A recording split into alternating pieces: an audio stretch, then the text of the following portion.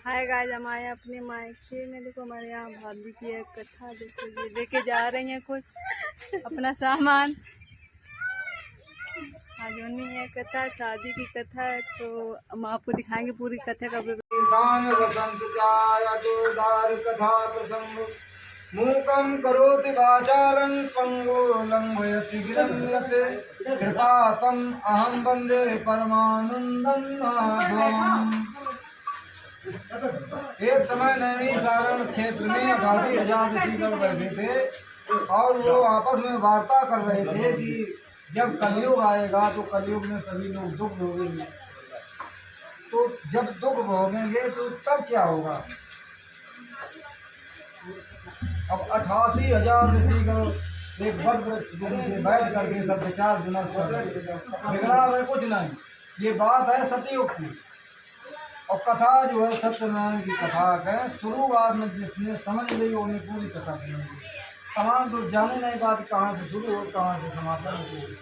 तो इस प्रकार से शुरुआत में कथा समझने का शांति से अगर समझ गए तो पूरी कथा समझ में आ जाती है। न तमाम तो विचार करो रात की कथा को, जब 5 घंटा बजे प्रसाद लेके होता करेंगे। कोई कुछ कर टीका टिप्पणी करे, कोई कुछ टीका टिप्पणी करे, दोनों बात यार समझ। अब वो फलानु सुनाई, अब सुनाई बताई तुमने लीलावती कलावती की प्रसंग तो आगे नहीं। इस प्रकार से 88,000 ऋषिगण वार्ता कर रहे हैं कि जब कलयुग आएगा तब कलयुगी लोग दुख भोगेंगे, तब क्या होगा। संत महात्मा जो होते हैं, संत हृदय नवनीत समाना, वे सबके हित के लिए होते हैं। हित ही करते हुए लेते को थोड़ी, लेकिन कुछ ऐसे संत भी खराब कर दिए और अच्छे अच्छे संत वो भी बदनाम हो जाते हैं उनके चक्कर में। जैसे तालाब में एक मछली, इसी प्रकार वे विचार कर रहे थे जब कलयुग आएगा, कलयुग में सभी लोग दुख भोगेंगे। दुख कैसा, और पिता के सामने पुत्र की मौत हो जाए। ऐसे अनेक प्रकार के जब कष्ट भोगेंगे तो तब क्या होगा, तब क्या किया जाएगा, ये सब विचार कर रहे थे। उधर नारद जी आए।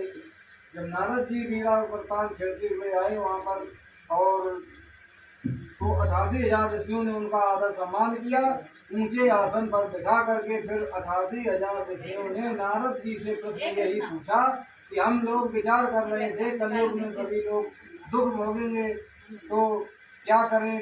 आप जो है स्वर्ग लोक में सब यहाँ देवताओं के यहाँ भ्रमण करते हैं, आप कोई ऐसा उपाय बताएं जिससे कलयुग में सभी लोग वैकुंठ धाम को प्राप्त करें।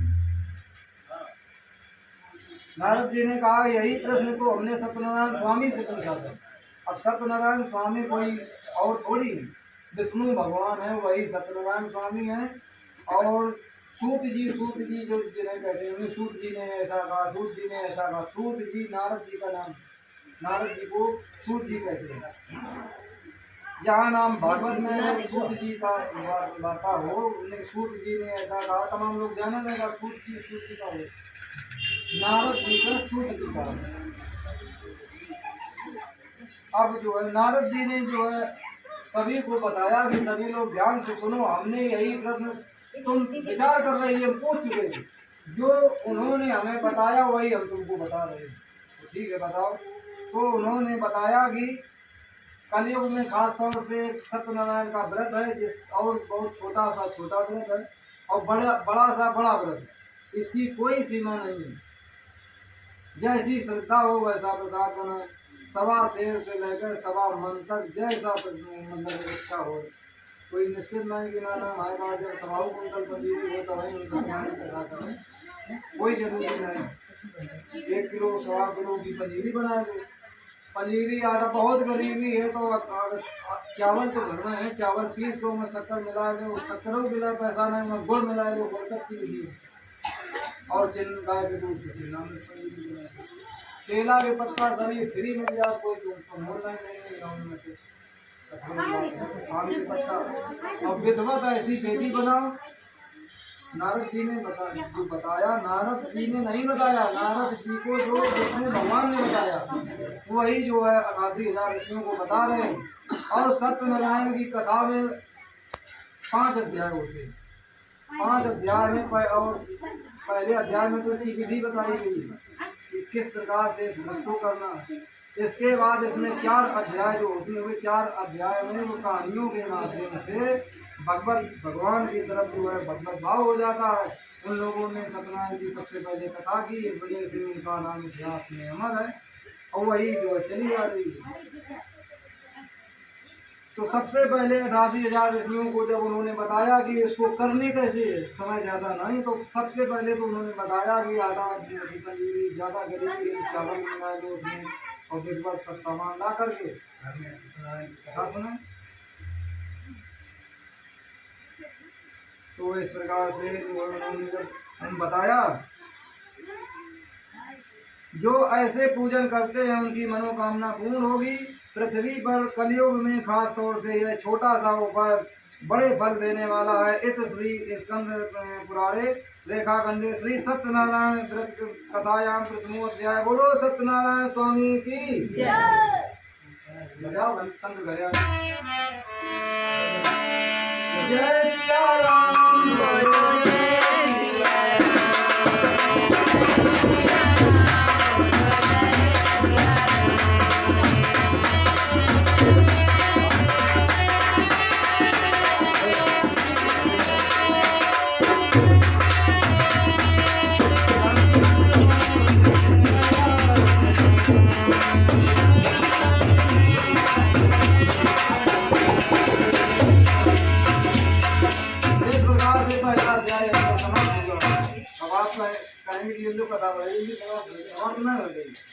पहले अध्याय में विधि बताई गई कैसे हमें कथा करनी है। सबसे पहले भव्य मंदिर बनाने लगा, अब लेंगे पत्ता जरा से लाए वो छूने लग तो देखा बढ़िया भव्य आंगन में सजो लग रो, अच्छो लग रो, बैठे हैं भगवत भाव। और खत्म हुआ पहला अध्याय, और दूसरा तुम्हें सुनाते हैं। आओ तुम्हें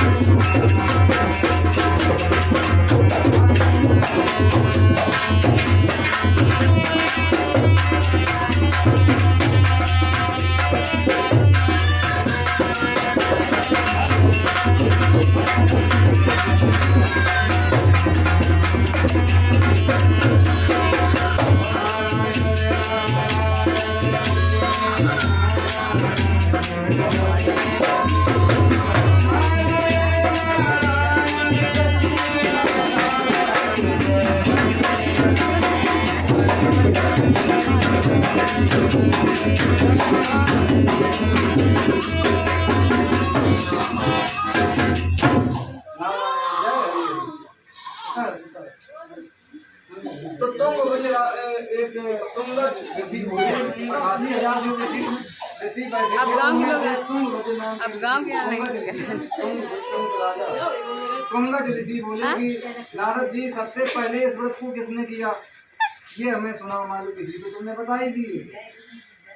नारद जी बड़े खुश हुए, बोले सबसे पहले जो इसने ये व्रत किया है उसको हम लोग उनको बताएं। है बड़ी काशीपुर में सतानंद नाम के एक निर्धन ब्राह्मण रहते थे। वे सतानंद इस पृथ्वी पर भूख और प्यास से व्याकुल होकर के नित्य ही भूखे रहते थे। ऐसे दुखी ब्राह्मण को देख करके सत्यनारायण स्वामी ने, ये कलयुग की बात अब आई गई, कलयुग में मतलब कलयुग नहीं, ये जो है सतयुग की बात है। आज वजह से ये जो है कथा राम जी और कृष्ण भगवान के पहले ही कथा हुई है, कथा ही बताई गई। तो सत्यनारायण स्वामी ने एक बार विचार किया, लाओ ये सतानंद जो दुखी होकर के जो घूमते हैं, लाओ इनको हमें व्रत बताएं, देखो शायद ये व्रत चलने लगेगा। जैसे कोई चीज़ एक कंपनी बना है नहीं, तो सबसे पहले वो विचार करो, मैंने किया करो सामान हो रहा है। अरे हम का है ना, हम तो साबुन लगा, हम साबुन लगवा यूज करें, शायद वो कंपनी सही हो सकती है। तो इस प्रकार से उन्होंने जो है बताया, एक हम जो तुमको फिर बताएं। सतानंद से कहा कि ब्राह्मण बूढ़े ब्राह्मण बन के भगवान जो है आए और सतानंद से कहने लगे तुम दुखी होकर के इस पावन धरा धाम पर क्यों घूमते हो दुखी होकर के। तो सदानंद कहने लगे अरे भैया हम लोग बहुत गरीब हैं, हमारे पास कोई धन तो है नहीं जो हम व्यापार व्यापार करें, और फिर हमारा वृद्धावस्था वृद्ध है, हम कुछ कर भी नहीं सकते, और हमारे पास जब धन नहीं तो हम भीख मांग मांग करके खाते हैं, क्या करें हम जो है। इसी वजह से दुखी होकर के जिस दिन हमको भिक्षा नहीं मिलती हम जो है मतलब भोजन हम भूखे रहते हैं, तो हम भगवान से यही प्रार्थना करते कि बताओ हमें जो है इतना धन नहीं जो हम अपने घर में खा सकें, तो हम भिक्षा मांग मांग करके खाते हैं। तो भगवान ब्राह्मण वेश में थे, उन्होंने कहा अरे हम जो बताएं सो तुम करो। बोले बताओ। तुम सत्यनारायण का व्रत करो जिसके करने से तुम्हारे सब मनोरथ सिद्ध होंगे। बताओ इसको कैसे हम करें और कैसे क्या करें। एक सुंदर जो केले के पत्ते लाओ, आम के पत्ते लाओ, पूजन सामग्री पान फूल सुपारी लौंग इलायची यही सब सामान लाओ, पंजीरी बनाओ, अगर चावल ज़्यादा गरीबी है नहीं मिले तो चावल पंजीरी गुड़ मिला कर इस प्रकार की पूरी विधि बताई। और जो है मोहल्ला पड़ोस वालों को सायंकाल में बिठा करके ब्राह्मण के द्वारा कथा सुने, तुम्हारी मनोकामना सिद्ध होगी, तुम्हारी गरीबी सब दूर हो जाएगी भगवान चाहेंगे। तो सदानंद कहने लगे तुमने जो इतनी चीजें बताई, हम जब भीख मांग मांग के खाए रहे हमको तमाम पान सुपारी लौंग इलायची 50-60 रुपया तो यही मैं दे दिए, हमें कहा पहले तक करना मेरे सामने, हम कैसे कथा करें। तो भगवान ब्राह्मण वेश में थे, उन्होंने कहा तुम संकल्प तो करो कि हम कोई काम, जैसे हम तुमसे संकल्प करवाया सबसे पहले, तो वही देखो संकल्प की बात आई। संकल्प जब कोई काम का ले ले तो वो काम जरूर पूरा हो जाता है। कोई संकल्प नहीं, तुम सोच लो भाई मोटरसाइकिल लेंगे और मोटरसाइकिल लेने नहीं ले पाए हो, अरे तुम तो पुरानी तो लेगी, अरे सिलाई बिंदे लगा लगाओ लगन लगाओ, 7,000 रुपया वो तुम 1.5 महीने बता रहा हो तो ले सकते। इस प्रकार से संकल्प तो करो। तो सदानंद ने कहा कि ठीक है, जो मतलब इतना कह करके वो अंदर ध्यान हो गए सदानंद, वो ब्राह्मण थे भगवान। सदानंद ने कहा कि अभी जो हमें बता रहे थे ये कहाँ चले गए, और इन्होंने बताया ये हम कर पाएंगे कि नहीं कर पाएंगे। फिर भी उन्होंने सोचा कि हम संकल्प कर रहे आज की भिक्षा में हमें जो धन मिलेगा उस धन से हम श्री सत्यनारायण स्वामी का पूजन जरूर करेंगे। यही सोच करके वो एक रमणीक नगर में गए जहाँ धनवान लोग रहते थे। उन्होंने वहाँ पर भगवान की ऐसी कृपा रोज से सुना कितना उनको धन मिला। फिर क्या सुंदर पूजन सामग्री ली, केला और केले के पत्ते आम के पत्ते सब ला करके घर में भव्य मंडप बनवाया, मंदिर। और सत्यनारायण स्वामी का जब उन्होंने पूजन किया तो भगवान ने देर नहीं लगाई, उनकी जो है प्रार्थना सुनी। वो सदानंद सब ब्राह्मणों में सबसे सर्वश्रेष्ठ ब्राह्मण समझा जाने लगा। अंत समय में इस लोक में सुख भोग कर वैकुंठ लोक को चला गया। हे ब्राह्मण, हे ऋषियों, मैंने ये एक व्रत सुनाया तुमको। तब च्यवन ऋषि खड़े हुए बोले कि इनके बाद फिर ये व्रत किसने किया। भाई वहाँ तो प्रश्न हो रहे थे, 10,000 ऋषि कर बैठे थे, ये बड़ी अच्छी कथा सुनाई, इनके बाद फिर किसने किया। इस व्रत के प्रभाव को तो हमने बहुत अच्छा समझा, बहुत बढ़िया। सूत जी बोले, सूत जी मतलब नारद जी, कि हमें बहुत खुशी, सब लोग ध्यान से सुन रहे कथा।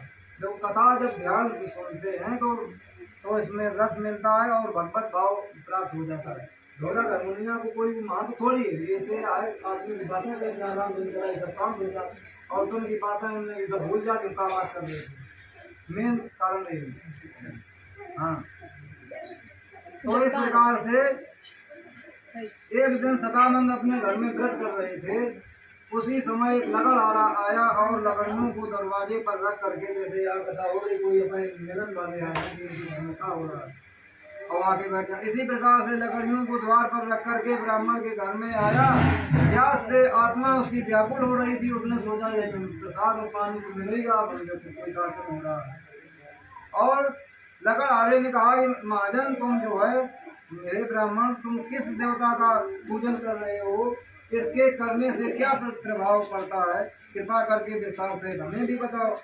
सतानंद बोले सत्यनारायण स्वामी का ये व्रत है, इसके करने से सब मनोरथ सिद्ध होते हैं। इसी के प्रताप से हमारे पास धन दान सब कुछ हुआ है। अच्छा, तो इस व्रत के प्रभाव को सुनकर के लकड़हारा बड़ा प्रसन्न हुआ और प्रसाद खा करके जल पी करके वो जो है वहाँ से अपने नगर को चलने लगा। सत्यनारायण का ध्यान करके वो मन में जब चला तो उसने भी सोचा कि जब यार ये जो है ब्राह्मण हमारे सामने देखा भीख मांगत थे, देखो घर में गया और ये तो पूजन पाठ का अनुकूल खर्चा हो गया। ऐसे जब उन्होंने विचार किया तो सिर पर लकड़ियों को रख करके उसने विचार किया, आज की लकड़ियाँ बेच करके इसमें जो भी धन मिलेगा उस धन से हम सत्यनारायण स्वामी का जरूर पूजन करेंगे। ऐसे मन में विचार करके वो चलने लगा। वो एक रमणीक नगर में पहुंचा जहाँ धनवान लोग बसते थे। वहाँ उसको लकड़ियों को दूना मोल मिला। उस दिन दूना चौगुना मोल उसको मिला। उसने विचार किया कि है तो भाई भगवान की कुछ ना कुछ रोज हमारे 2 रुपये आज में ठीक सही होगी। अब हम काय में सत्यनारायण भगवान का पूजन करेंगे। प्रसन्न हृदय से उसने भी सुंदर जो है केले की फली, शक्कर, घी, गेहूं का चूर्ण और पूजन की सामग्री लेकर के भाई बहनों सहित सत्यनारायण के पूजन को करने लगा। इस व्रत के प्रभाव से धन पुत्र से युक्त होकर इस लोक में सुख भोग कर अंत समय में भगवान के लोक को चला गया। इत श्री रेखा खंडे श्री सत्यनारायण व्रत कथायां द्वितीयोध्याय। बोलो सत्यनारायण स्वामी की जय।